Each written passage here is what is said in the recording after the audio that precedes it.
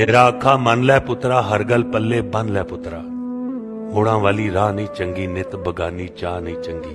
असलों होला दिल नहीं चंगा, बहुता वड्डा तिल नहीं चंगा।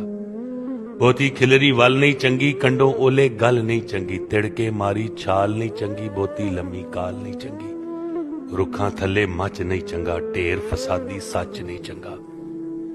कखा नेड़े अग नहीं चंगी, सिर तो भारी पग नहीं चंगी। बेकदरे दी खो नहीं चंगी, बदो बदी दी मोह नहीं चंगी। इस तो पिछे होर नूं फड़िए, पहलां घर दे चोर नूं फड़िए।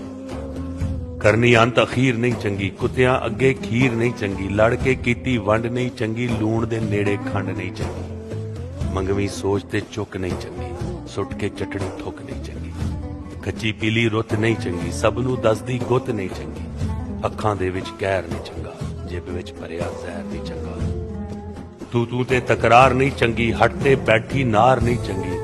वखरी वखरी धोण नहीं चंगी, एवें करनी चोट नहीं चंगी। जेठ हाड़ दी धुप नहीं चंगी, मौतां वर्गी चुप नहीं चंगी। रस्ते दे विच बेर नहीं चंगी, सुलह विच करनी देर नहीं चंगी। ये गल्लां जे भुल जावेंगा, पुत्रा जग ते रुल जावेंगा।